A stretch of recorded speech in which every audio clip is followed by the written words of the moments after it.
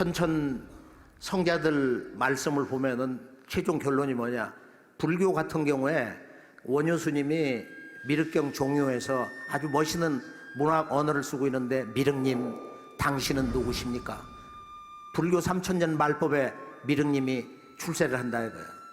도솔촌처 천주님이 오시니 석가부처님의 제1의 명령, 너희들은 마땅히 한 사람도 빠짐없이 앞으로 오시는 저 도솔촌 천주님 미륵불에 귀의하라. 진리 명령을 내리신 거예요.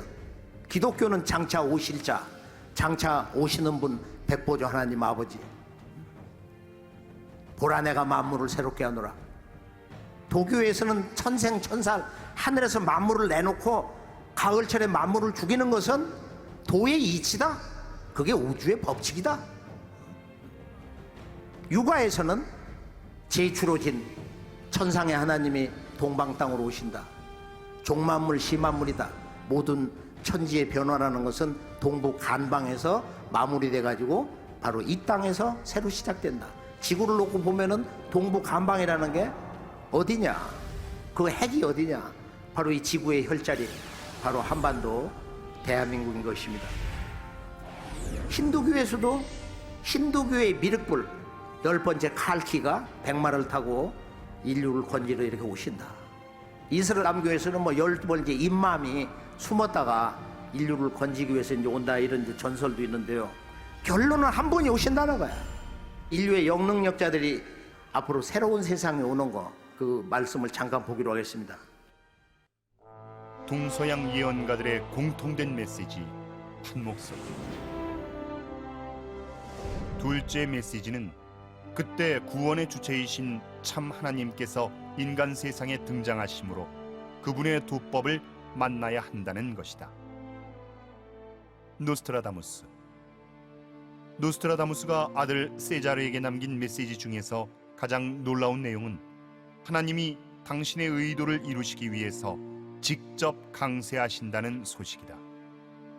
우주의 통일 기운이 무르익어 지존무상하신 백보좌 하나님께서 당신이 주재하여 다스리는 만물을 결실하시기 위해 강세하심을 전한 것이다. 위대하시고 영원한 하나님은 변혁을 완수하기 위하여 오실 것이다. 천체는 그 운행을 다시 시작할 것이며 지구를 안정시키는 뛰어난 회전운동은 영원히 그 축 위에 기울어진 채로 있지는 않을 것이다. 그것은 하나님의 의지대로 완수될 것이다. 동양인이 자기 고향을 떠나리라. 아페닌 산맥을 넘어 고을에 이르리라. 하늘과 물과 눈을 넘어 누구나 그의 장대에 맞으리라.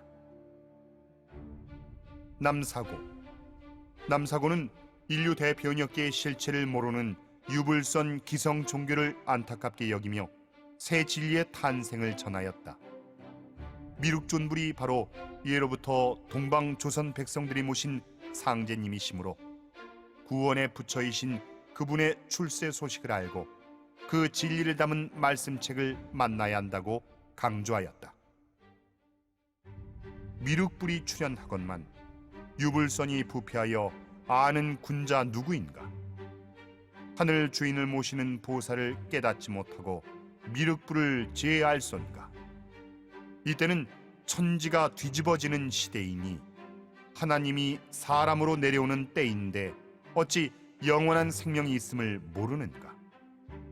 천하의 문명이 간방에서 시작하니 동방 예의지국인 조선 땅에서도 호남지방 전라도에서 천지의 도를 통하니 무국의 도라. 성스러운 진리의 책은 상제님의 말씀이 담겨 있다. 생사의 이치를 밝히고 말씀으로 심판하신다. 소리 없고 냄새 없고 별맛이 없으면서도 대자대비하고 만물을 사랑하시니 한 사람의 생명이 우주보다 귀하다. 지혜가 있고 먼저 깨친 자들이 합하고 합하여 사람들을 근본 자리로 돌아오게 하고 도성 독립을 시키지만 사람들이 이를 깨치지 못하니 한심하도다.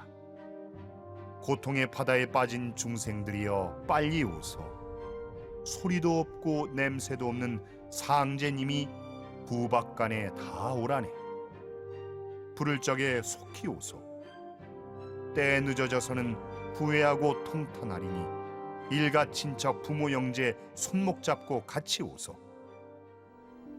동방의 금수강산 우리 조선에 천하의 새기운이 돌아든다.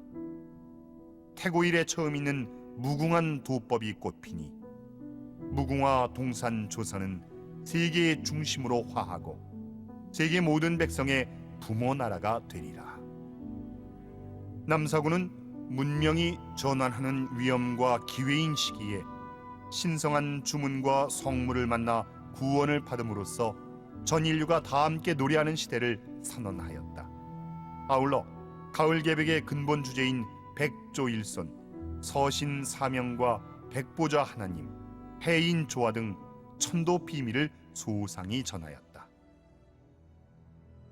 죽음이 끝나고 삶이 시작되는 때가 바로 이때로다. 어두운 시대는 지나가고 밝은 세상에 오는 신선의 운에는 백보좌의 신의 심판이 있도다. 진짜 성인 한 사람을 알려거든 소울음 소리가 나는 곳을 찾아드소. 산을 뒤엎고 바다를 옮기는 해인을 용사하여 마음대로 해인을 써 왕래하면서 무위이화의 자연스러운 이법으로 백발의 늙은 몸을 가진 쓸모없는 자가 신선의 풍모를 지닌 소년이 되며 늙지 않고 쇠약해지지 않는 영원한 생명을 가지니 극락의 꿈이 아닐런가. 병을 골수해 가지고 있던 불구자도 죽었던 자도 다시 생명을 얻어 소생하니 과연 불가사의한 애인이로구나. 때가 이른 것을 알지 못하니 철부지로다. 치야도래하니 때를 알지라. 신교총화. 신교총화는 고려시대 자하선인과 팔공진인이 전한 병든 세계를 치유하는 대도진리와 세계구원의 성자 출현에 대한 희망의 소식을 전한다. 신교 지위는 중교 지조이며 위모질이다. 신교는 묻종교의 조상이며 모체가 되는 뿌리 진리이다. 세상에서 행하여지는 삼교의 진리를 보면 도교에서는 은둔수행하여 장생불사하고 불교에서는 고요히 선정하여 신법을 닦고 유교에서는 기강을 펴고 일륜을 밝히는 것에 지나지 않는다. 이것들은 모두 신교의 심오하고 광대한 진리에 위배될 수 없는 것이다. 마침내 신명의 도는 신도의 회복으로서 인간 구원의 도는 새로운 도의 개벽으로서만 가능하리니 연후의 건곤 천지가 다시 광명을 회복하게 되리라. 오직 우리나라의 종교가 장차 천하를 건져내는 제1의 진리가 되리라. 신조 때의 옛 영토를 다시 찾게 되리라. 후에 신인 합발의 도가 세계의 구원의 광명을 크게 떨치게 되리라. 셋째는 꿈의 새시대, 말할 수 없는 지상의 유토피아가 이제야 열린다는 것이다. 남사고. 사람마다 모두 도를 통하여 빼어난 경지에 다다르니 이 세상은 맑고 투명한 유리 세계가 되는구나. 태양은 쉼없이 광명 기운을 뿜어내고 달도 이지러지지 않으니 주야를 불문하고 항시 1월의 광명이 가득하도다. 사람들은 근심 걱정이 전혀 없고 불로불사의 영춘에서 살아가는 도다.